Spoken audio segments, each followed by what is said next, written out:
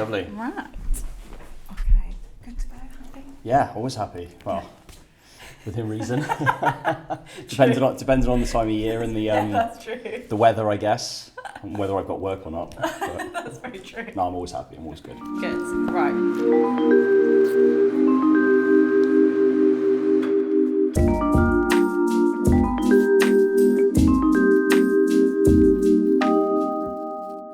Hi guys, and welcome back to this week's episode of the Actors Waiting Room podcast. And this week I'm here with Malcolm, who is an actor and filmmaker. So hello. Hi. It's nice to have you on. Thank you so much for coming. It's nice to be here. Thank you for having me. No worries. So I usually kind of go straight in with like, how you got into acting, but obviously you have multiple hats. You're a filmmaker as well. So we can talk about that as well. But I'm presuming the acting came first for you? Yeah, I mean, the acting was actually, if I'm going to be totally honest, the modelling came first. Oh, okay. So I was in the military. I joined Yeah. the military at 16 years and 9 months, and I served 8 years in total. Mm-hmm. But towards the tail end, my family kind of pushed me on, oh, you're a good-looking lad, you're in shape, and you've got the family genetics. Lovely. When you do a bit of modelling, and then I think I did one of those scouting things, Mm-hmm. where they collar you on the street and charge you $2,000 for a horrendous portfolio, and there are lots of them out there, trust me. We're not even going to get into that bit. We could get into that afterwards. But yeah, I think that's how it started, and I mean, I still have the images now. They were mediocre at best, but I don't know, I just used those to get a bit more, and then the modelling transitioned into I want to be a performer. I was always a bit quirky and a bit energetic. Characters' voices, was always very playful, even as a kid. Yeah. And then my time in the military kind of left, and I wanted to be an actor, so I went for it. I moved to America, and that was basically the story. Long story short, it's a big story. Yeah, obviously. I can talk all day about it, but you know what I mean? It's so that's how it transitioned, modelling into acting. We are modelling jobs, obviously, like there are the sort of like photo shoots and stuff, but I think models are also asked to do like commercials and things like that, and that kind of leads more into the acting world. Do you say that that's kind of how it sort of transitioned into that, or were you just like, I actually just wanted to be an actor and that just came out of kind of, the blue? Or? No, I think deep down at its core, I think as a kid I remember always having a love for drama, just because of my craziness, and I was always the quirky one of the family, 2 brothers, 2 sisters, big family, so I was always the crazy one, always the playful one, doing different accents and different characters and things like that. So drama and being different was where I kind of shone and stood out. The modelling was just, I'm an opportunist, and it arose to me, and I stepped into it and was kind of poked, like I said, by the family. But I think deep down its core was the creative arts, was outside of just a still image. It's being a character or portraying something, or pushing boundaries or pushing limits. And I think after my second tour of Afghanistan, I decided to leave the military. My time was done, and I got offered some, how do I put it? I got offered some mentoring, coaching, management in America. Oh, awesome. Because after my second tour of Afghan, I drove across America on a holiday with one of my best friends. And I got scouted there. And he was like, got a great look, let's do a test shoot. So we did a test shoot. And then he was like, look, I can get you some commercial work. And at the time I was just looking for modelling stuff. The dodgier ones, the ones that just want to, no, I'm not going to get into that. But the ones that are just, they don't want to pay you, or some people are trying to get younger women to do nude shoots, and the cringy side of the platform. But so I was doing more of the modelling stuff, and then the manager, who became a good friend of mine over there, was getting me working commercials and pushing me more towards the acting side of things, because I said that's what I wanted to do. But from my perspective at the time is that you couldn't be an actor unless you went to a prestigious school, or whether you had schooling or anything. And I don't know, I guess the military kind of taught me that it doesn't really matter where you come from or who you are, or if you have the skill or you have the ability and you believe in yourself, it doesn't matter about a piece of paper with a hologram on it. I mean, it's great to obviously have a prestigious school or whatever, but no, but it's not needed. Like, it's not like 100% needed. There are lots of people out there that can't afford to go to drama school, or it's just not an option for them to go. And it should not affect your ability to be able to enter into this industry, at all. Having said that, did you, when you're obviously learning this new craft, did you take little classes, or did you just learn on the job? No, I think the first classes I had was at Tampa School of Arts, if I remember rightly, and it was like some night classes, like once or twice a week, and it was studying improvisation and clowning and learning about different techniques. Clowning? I love it, and like I said, it's how I was as a kid. I was a clown, you know what I mean? I was bullied a lot as a kid. I went to a lot of different schools. I didn't fit in. Had my own stuff going on, so I guess the only escape I had was creating my own worlds, I guess, and playing around, and just I think I thrived off other people laughing and being happy, even if it was at my expense. And I think that's what got me through a lot of the difficult times as a kid. Not saying that, you know, I had the worst upbringing and my family tried really hard, and, you know, I had the things I needed and stuff, but it was a very rough area, rough background, multiple schools, like I said, bullied a lot. So I think the way I found my own peace and my own comfort was through being stupid. Yes, and just being a clown. Yeah, well. So I think, you know, Tampa School of Arts like pulled that back out of me with the improv and the clowning, and I got hooked. Yeah, I absolutely. got hooked on it all. Yeah, and what sort of like what were sort of your first sort of roles, or like maybe your favourite roles that you had when you were an actor to start with? I think my first proper role was through chance, and I was living in America, and I had some money put by from the military, so I was living there on not a work visa, so I wasn't able to work, but I was really interested in the craft and learning everything I could being on set. So I met a guy who owned a production company there, and he was to some degree quite well known. He did some big things. Yeah. So he was like, do you want to come in and assist? We can't pay you. You want to come in and assist behind the camera on a commercial, on a big commercial on TV. I was like, yeah, I'll be a runner, I'll make tea, I just want to learn, basically. And to me, it's like almost cringy saying it, but like knowledge is power, and wanting to be an actor, the only way I could potentially learn the craft, the quickest way and the way I learn best is being there. Yeah. But I was never going to be given a role in front of camera because I had nothing. So being given an opportunity behind a camera means I got to witness things and understand how things worked outside of a YouTube or a video perspective. And then just out of chance that day when I showed up, I was wearing the right top that matched the branding of the commercial. And the person, the actor that was meant to play one of the characters, was a non-speaking role, didn't show up. Oh gosh. And he was like, do you want to be it? We're stuck. Do you want to be in it? Wow. They were like, we can't pay you, which I think was probably not allowed, really. I don't know that this was like, we're talking 13 years ago or something, you know, so it's a long time ago. Yeah. So it doesn't matter. Nobody dig into it and try and get anybody in trouble and be silly. God, we're only trying to work here and make ourselves something, you know. Anyway, so yeah, I got the opportunity to be asked to be in front of camera, and it was my first taste into it, and it was a big commercial, and yeah, that was my first taste in the industry. And then after that, I managed to sort out my visas and get everything and be able to work there. And then I got a small part in a film called Dolphin Tale 2 with Morgan Freeman, and I was in a scene with him, and there was no dialogue in that one. It was just me, another guy, and then him in a scene in one of the scenes of Morgan Freeman there with the dolphin. I don't know if anyone's seen it. I didn't even watch it. I don't watch anything I'm in. I hate it. It's hard. It's really hard to watch. It's so difficult. It's so difficult. But yeah, that was my first taste into it. And then little things came, and then I was allowed to work, and then I had to move back to England because my visa situation ran out, and I basically had to come back and start again because nobody knows me here. Yeah. So I basically went from being in the military, working my way up in the military to, you know, a decent role, decent salary. Successful, I would say. So then leaving, starting again, moving to America, one-way flight. I was there for about 18 months in total, on and off a little bit. Worked my way up, was earning money, whatever. Then visa situation went to pop. Yeah. And then I had to move back, and then I slept on a single mattress on my dad's spare room for another 6 months until I found my way again. Yeah. And I remember I was like, I'm not giving up everything I've done. I'm going to work hard for this. And I wasn't earning any money, didn't have anything in the bank. And I was getting auditions and stuff in London. I remember one night I had to travel to London the night before because I couldn't get to the audition in the morning. I remember sleeping on a park bench, or was it a bus stop bench? I remember sleeping on a bench to make the audition at 8:30 in the morning because it was the only way I could get there. Yeah. And I didn't want to miss it. I didn't get the role. But it's character building. Oh, it's so soul destroying when you literally risk everything, and then It is, but then I got a job and I earned a bit of cash, and I was still doing odd roles, and I made some friends in the industry, and we made some short films together. And you know, I think that's about the time where I first got a taste in being behind the camera, and writing, and and picking up a camera myself. And I was realizing how difficult the industry was.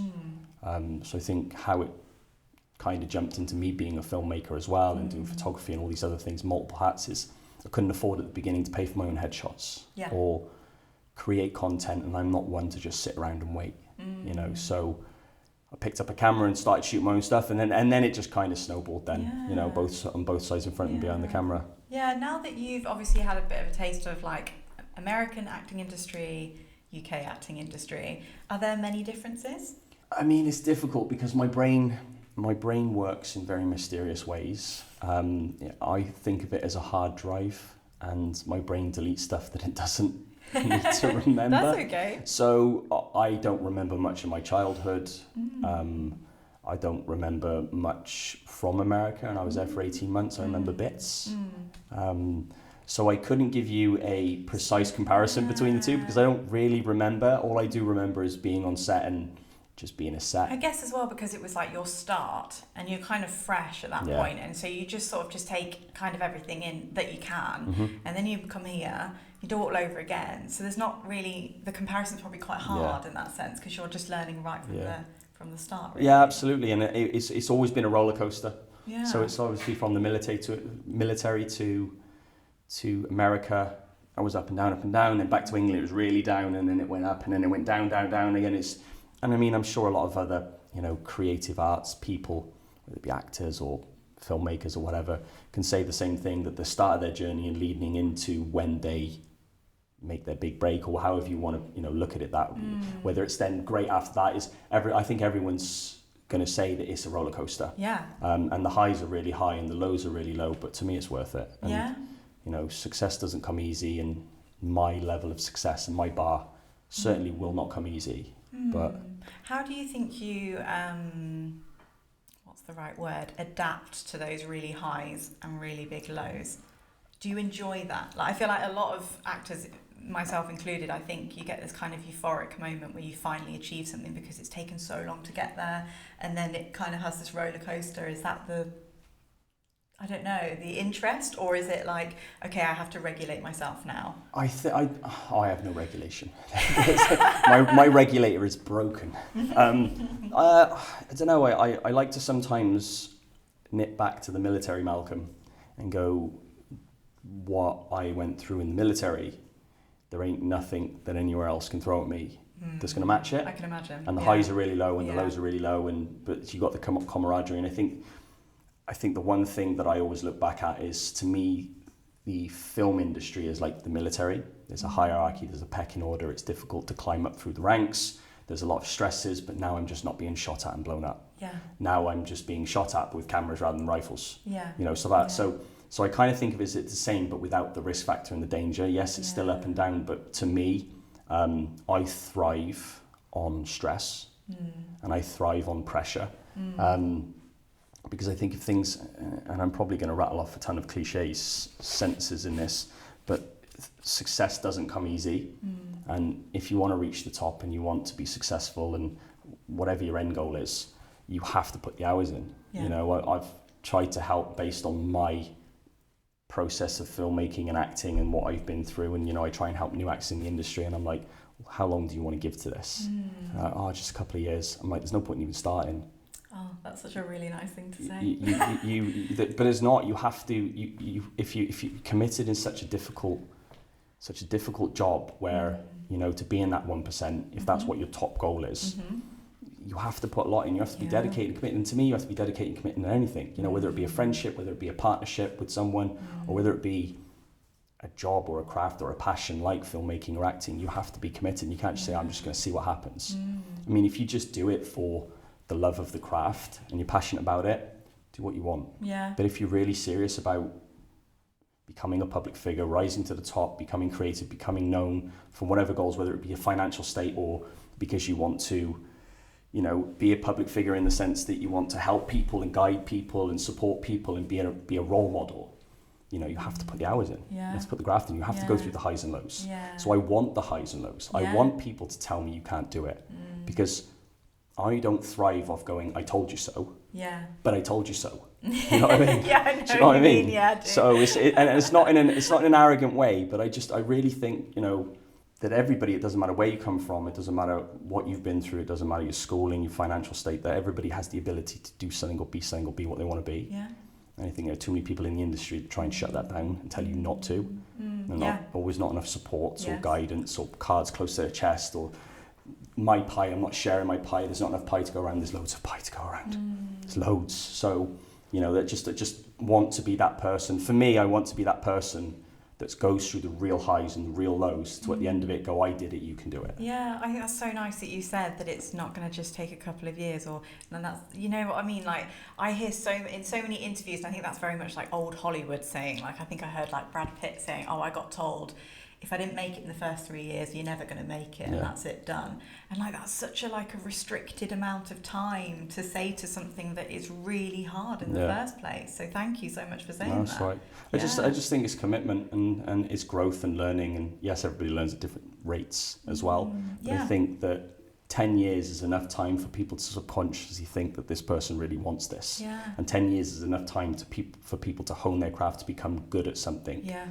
Some people are great from the get-go. I've seen actors and especially kid actors and stuff I've worked with that have been doing it 6 months, and I'm like, you're better than me, and I've been doing it 13 years. Like, bravo, keep going. You're gonna make it. Yeah. And whatever your level of make it is, whether it be the top 0.1% in Hollywood because you're earning 60 million or 30 million in film, or whether it's just to be a known actor or not a known actor, but you're getting work and you're not having to have a side hustle or anything, and you're living comfortably off what you love doing. Yeah.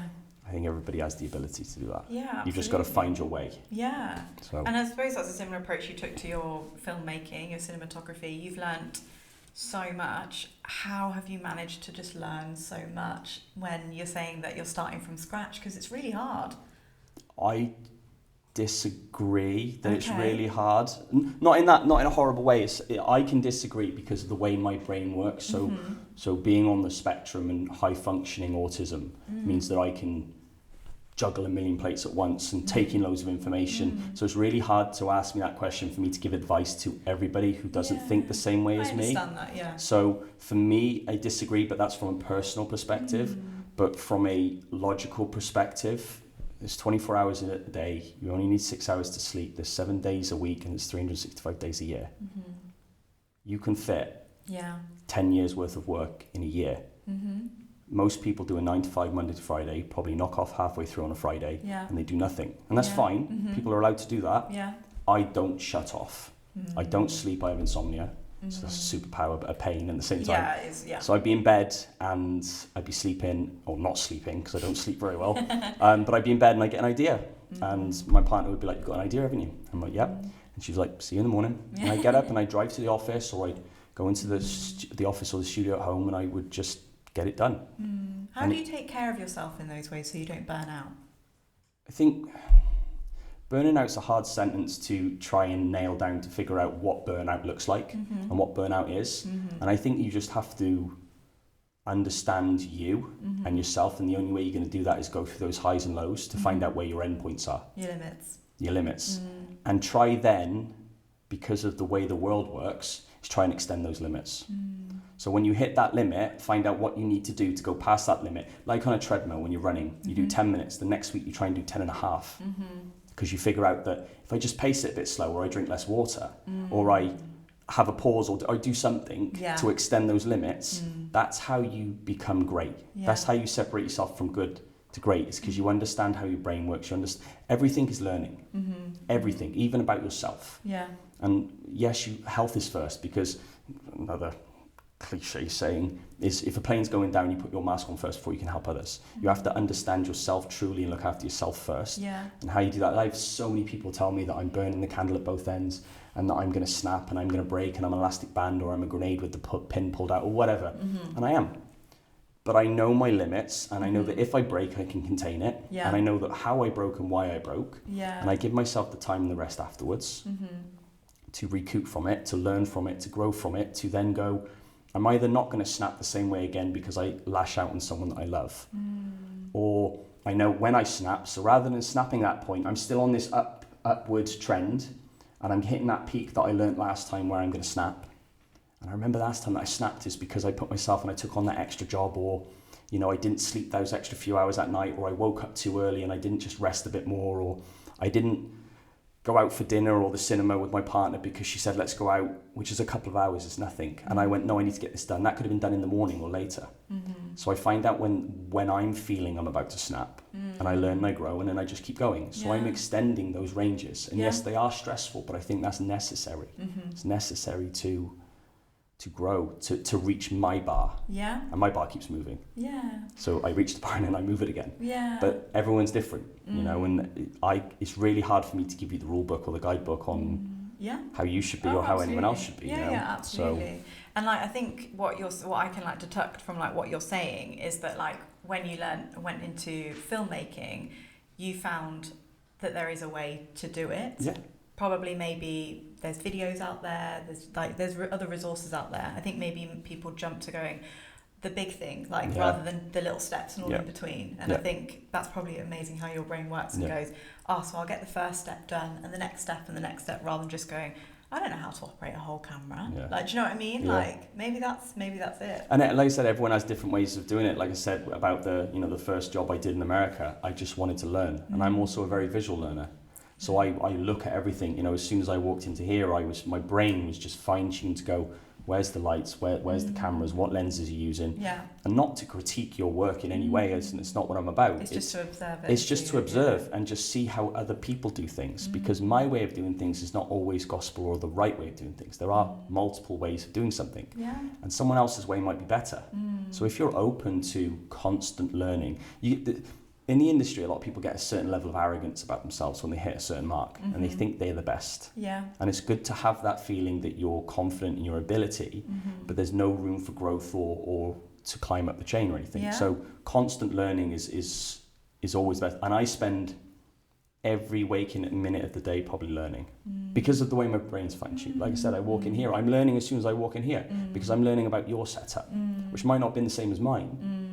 But it's still a way of doing it, and it still looks great. You know what I mean? So no, I get that. And everybody else has the same ability. Like I said, 7 days a week, you get 16 to 18 hours a day that you can, if you want to. And it doesn't have to be strenuous. It could just be, instead of doom scrolling on social media. Yeah, it's one step.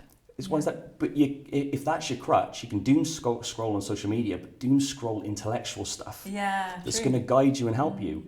These algorithms work in mysterious ways. If you're a camera person, if you doom scroll camera stuff, you're still doom scrolling. Yeah. But doom scrolling knowledge. Yeah. And absorb the knowledge, because then you're using one of your habits to benefit and gain. So there's plenty of hours in the day. Anybody that tells me there's not enough time, I just go look at my not being arrogant, just look at my resume, look at what I've done, because there's enough hours in the day. How with the agent thing of like, you know, getting representation as an actor, and then obviously you were doing filmmaking as well on the side. Have you ever had an instance where you've had to sort of say to your agent, like, I am an actor, but I'm also filmmaking as well? Has that ever been a problem, or, you know? Yeah, it's always been a problem because of the multiple hats, and I guess the best analogy is the multiple fishing lines I have out, where I'm always trying to get that bite. But I guess from my military, I'm very honourable and respectful person. If I say yes to you and it's a committed job, unless it's another job comes in that's game changing in the sense that it's like Marvel. If you're watching Marvel, I'd really like a job. If it's like Marvel or something, then I should do everything in my power to make the other person who gave me the job initially, do everything in my power to make it easier for them to replace me or find someone else. And to me, that person should understand and not hold me back. Yes, they're trying to run a business, but they should also understand that I've worked my whole life for this potential role. That should be understood. However, the flip side, I don't let people down. And I mean, it has to be that top 1% of jobs that like everyone guns for would be the only way I jump ship. Yeah. So I'm just an honourable person. If you've got me as a pencil, pencil doesn't pay my bills. Okay, you've got me as a pencil. I'm sorry, if another job comes in and I say yes to that, doesn't matter if your pencil comes in, I'm committed to that. So whenever I speak to my agents or the people I work with, I'm always clear in the beginning. Open and of course, you have to be, because then there's no one can give you a reason to argue or kick you out or anything. And if they don't agree in the beginning, then the dynamic doesn't work. Okay. And to me, there's no calculation in dynamics. It is what it is or it isn't. You know, you have to find the right calculation. And it's worked for me for many years doing it that way. Yes. And I've stayed true to agents, and I've had agents and different agents. I've had big work from agents, and they've known it from the start, and we found a way around it, and it's worked, and it's always been amicable. Yeah. So if we've gone our separate ways, it's not been because I've let them down or because I've cancelled on a pencil or whatever. They need to understand, because to me, an agent rises when I rise, and it doesn't matter what pool I rise in. So if they support me, they may not be getting money from me now, but I'm working hard across the ponds to rise. Yeah. And they all go hand in hand. Yeah. You know what I mean? So if I rise, you rise. And it's the same as my people around me. I get a lot of people ride my coattails. I say a lot. A few people ride my coattails, and my success to some degree, and I see right through it. And I'm like I get it. It's kind of flattering. But I've had people try and poach clients on my film sets where I've hired them to try and help them and things like that. Yeah. There has to be a level of honour and respect in my world completely. Yeah, absolutely. And I give it, and I expect it to have it back. And if I don't, see you later. Yeah, no, I mean, that's such a nice, clear-cut way of thinking about it. And I'm not sure how much the rest of the industry sometimes honours those aspects, but it's lovely to see that you do. They don't. And I get it. Like, not everybody, if I could flick a switch right now and have all the industry thinking my way, it would probably crash and burn. Because it's worked its own way for many, many years. Like the government, like everything else. Not that I'm condoning anything that happens in the government, I think. No, I'm not saying that. I'm just saying the mechanism works. Yes. It might be rusty and clunky, but it is working. Yes. It's very damaged. And I'd love for it to change. Yeah. And there are things that I'm working on last year and this year and into next year that I'm trying to build more of a community for the independent and the freelance people of our industry. And it's starting to come to light. Things are going to be happening hopefully this year that I've been working on for many years that are going to hopefully help people. And to me, if I can just change it for a small few, then I've done enough. Amazing. Done enough. Amazing. So another thing that you have done is released your own book. I have indeed. That's so exciting. It's honestly perfect size. We were talking about it earlier. It's like pocket size. Yep. So you can take it around literally anywhere. Do you want to describe the book, what it's about, and everything all in between? Yeah, so buy my new... I'm joking. So it's basically... I've been, over the past couple of years, I've been working a lot at universities. I've always tried to help and guide people. I'm not an influencer. I don't have time. I just said earlier, there's plenty of time. I don't have time to be an influencer because it's a whole job in itself. The editing, the processing, it means I'd have to take away from something else. You have to give something like that due diligence. And to some degree, I take my hat off to influencers, just saying this now, that is hard graft. But I'm not an influencer, I'm a working filmmaker. And I've learned a lot over the years. And just, past couple of years, I've been really trying to use how I work and my knowledge in the industry to help new minds in the industry to getting past the scary side of things. For the past couple of years, I've been working with universities, and then last year, I was doing some research, and it was actually what I just said earlier in this, is that I was lying in bed and I had the idea, like 2 a.m, I was like, I've got to write this out. So I was like, why isn't there a Bible? Like a Bible in the film industry, to make it as scary. There's so much faff and dribble on the internet, and made up stuff and stretched truths and people thinking they know what they're talking about. And I'm not trying to knock influencers right now, but there are people out there that because they have a following, they say something, and because they have a following, it's true, and it's like not possible. Yeah. So there was nothing out there. And working a lot with universities, they have their curriculum and they have their laid out process, but there was nothing there that they could refer back to that was gospel. That was as per the manuals, as per history, as per when the Dutch tilt first came out and why it was used, why we use 180 degree shutter angle and why we shoot at 24 FPS. There was nothing that was like to the point and just easy to digest. So I was like, why doesn't it exist? And I think I got up at like 1 or 2 in the morning and I spent the whole night till about 6 just researching on the internet how much I have to go through to find out why we shoot in 24 FPS and all the different posts and the different people saying slightly different things and all this stuff. And I was like, why isn't there a book? And I was just like, that's where the book come from. So then what I then started doing is I just started writing everything I've learnt and everything I use on every single film set, everything that makes, to me, my stuff from good to great, everything technically done, not guesswork. Because filmmaking is art, right? Art is subjective. Absolutely. So you can absolutely, bend the rules, break the rules, 100%. I'm not saying that. I'm just saying if you know the foundations. Yeah, your basics. Yeah, your basics. Yeah, you know it. Just the core, you can build anything you want. You can build any style roof you want. Yeah, any very windows, whatever you want. Just the foundations are important. Yeah. And I think it kind of ties back to like people I brought on my film set before, and I was like, we need to shoot in 25. Why don't we shoot in 30? We need to shoot in 25. And then they go off and then they would shoot in 30. So then I'm then getting B-cam back in the edit, and I've got 25 FPS and they've got 30. And I'm like, why didn't you listen? Yeah. And then I explained to them what the reasoning was. Not that I'm the boss and you should just listen to what I, do you know what I mean? No, I get that, And it was just like, this person just come from university to some degree, and I'm like, what's going on? So then that's where the book came about, and I was like, I don't want to make money from it. I'm selling it currently on Amazon, Kindle Direct, for £2.22. That's the lowest Amazon will let me put it at. I give it to university students for free. The book I have to sell because it costs me to make the book, obviously, and the publicists and stuff like that. So there has to be some level of income coming from it. But it wasn't to make money. I make money from the job that I do. It was to genuinely do what I want to do and what I believe in, and that's the industry's scary. It's difficult. Too many people are holding their cards close to their chest. Too many people are spreading false information. Yeah. There's enough to go around. We need to be more supportive. Yeah, absolutely.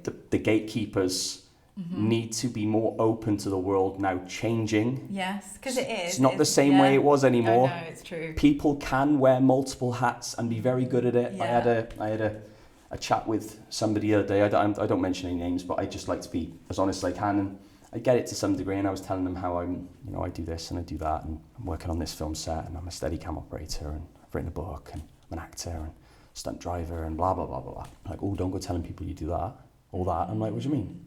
They're like, oh, no one will hire you, and no one will take you seriously, and no agency or agent will sign you because you do multiple things. Okay?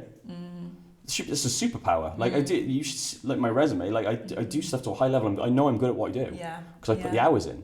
And the work I get, and the people who keep employing me, and the jobs that I'm working on and going to be working on, I know. And they're all from different things. Just did a film with Martin Kemp. Yeah. I've worked with huge artists from India on music videos. I've worked with Netflix, Amazon, behind the camera. Like, you can do more things. I'm not saying everyone can or should, but you can. And it just gets frustrating when, like I say, the gatekeepers are still living in something 20, 30, 40 years ago, the rules then, and I get it. Hone your craft, and that's a blanket way of looking at things, but people shouldn't be treated blanket wise. With a blanket, the same level of understanding and learning, everybody learns differently. People can wear multiple hats. There's plenty of top-end filmmakers in our industry currently working on major productions who write, direct, produce, act, edit. Stop telling me that I should only do one thing. Like, get it, so you know what I mean? And I think to ask an actor to wait, or, well, you're not waiting, but an actor to just do that one thing when you have obviously a inspiration to do other things, I think that's just creatively stunting people. And like, you should be able to go and do extra things as well, because you know, like, we also have to make money, we also need to live. Can't just stay in like the one struggling artist box. It's horrible. No, exactly. It's not good for anyone. And it's growing, it's helping you grow by understanding. And I've had actors buy this, and it's the filmmaker's Bible, it's for filmmakers. But for me as an actor, you should understand lighting. Yeah. You should understand sound, and you should understand lens choices and camera bodies and stuff, because it's going to allow you to control an environment and know more. You know, you step onto set and you know your focal lengths and how that depth of field works and where your working space is. And yes, obviously a director's going to allow you to block, and a director's going to allow you to see where the lighting and stuff. But if you understand how lighting falls on your face, you can make yourself stand out more. And then if a director is seeing you preempting certain things because you understand the technology on set and how things are done from behind the camera, they're going to go, oh, he's made my life easier. I don't have to worry about him or her or them or whatever. They just let them do the thing, directing focus elsewhere. I've had all sorts of people, you know, buy the book, get the book, have the book, read the book, whatever, from actors all the way up to, you know, big filmmakers who've been in the industry a long time. Because also with that, it doesn't matter how long you've been in, you can always learn from other people as well. Yeah. Do you think filmmaking has made it easier to make connections for your acting work, or vice versa? Yeah, I mean, I think, like I said, they go hand in hand, I guess. I mean, it doesn't always pan out the way I expect, and that, you know, if I'm a filmmaker, I can make my own films and people will give me money because I'm a good filmmaker and I can cast myself in it. It's actually gone away from that. So, like, I have worked on projects where people have gone, oh, we'll pay you to be the producer and the DOP and whatever, but can we give you an acting role in it as well? And in the beginning, I used to do that, multiple hats at the same time. It's dangerous. Okay. Because to me, when you're in a head of department role, you should be focusing solely on that role. Yeah. So I have in the past made that mistake. So, I mean, the Martin Kemp film. Okay, so prime example. Martin Kemp film, I was actually working with the production company prior to that on another film as a first AC, as a focus puller, because one of my close friends in the industry, James Westlake, he's a very good DOP as well. I've known him for 10 years. He was, I think I worked with him 10 or 11 years ago on the first feature film I had as a lead role called Shakespeare's Diaries. And he was a camera operator on that. And then we become really good mates since then. But I was working, he brought me in as a first AC because he needed someone to help on a film. And then while I was on set, behind the camera, the producer was there, and I just got chatting to him. And I was like, you know, I do this, and okay, I'm a DOP as well, but you know, I like to do a bit of everything, and it's all learning and connected. And he was like, oh, I've got another film coming up. Yeah. I think you'd be great. I'm like, great, I'd love to audition. Yeah. But then he sent me another role for another film called Halloween. It was only a smaller role. I played a news reporter in it. And I got the audition, and then he was like, oh, I've got another one with Martin Kemp. Do you want to audition for the lead role in that? That was great. So basically, yeah, it does. They do go hand in hand, but not as much as I'd like. Yeah, I know what you mean. Long story short, yeah, not as much as I like. I mean, I've got a lot of connections in the industry now. And I think those connections have started to stay true to what they know I'm good at. Yeah. So if they know me as a DOP, they hire me as a DOP. If they need an actor, because they know they need a good DOP or whatever, they'll hire me as a DOP. Okay. So like now I have my pool of contacts that know me as an actor that I go in that way and whatever, but sometimes they do crossover. Yeah, it takes time though to build those connections. I think people think that those connections happen overnight, or that they have one conversation with somebody and then that's done. Yeah. And I think it takes a long time. It takes ages to build those networks as well, which is why, you know, your career takes a little bit longer as well. Definitely. Yeah. So my last question that I ask everybody is, what advice would you give to any creative? God, I've given loads of nuggets of information this one. I would turn around and say that it's a really, really difficult industry, in front or behind as a creative. I would say that don't focus on chasing the money, focus on chasing the passion, and try not to be a copycat. So if you focus on the passion and what you believe is right and your creative style, there's enough pie out there for a part of that pie to love the way you do things. And soon people will latch on to your passion, your charisma and your style and the way you work, and then the money will follow. You know, you have to, and that's where that 10-year plan comes into play, because the only way that people are gonna realize your style and understands that your style is your style, and even for you to realize what your style is, it takes time for you to find your way. Oh my God, yeah. You know, you just have to stay committed, and just, if, like I said, you chase the passion, the charisma. If you're in this for the money and you're chasing the money, it's going to be hard. Yeah. It's a passion, filmmaking. Yeah. It's acting, it's a passion. And if you stay passionate, the money will follow. It will, it really will. And stay true. Don't be dishonorable or backstab people or lie or cheat, because you'll be left on an island with 1,000 burnt bridges around you, and there'll be no space for any more bridges. Yeah. Because everybody talks in the industry, word gets around. You just really have to just stay true, honest, passionate. That's it. Yeah, absolutely. Well, thank you so much for coming on and chatting. You've given so much great advice. Thank you.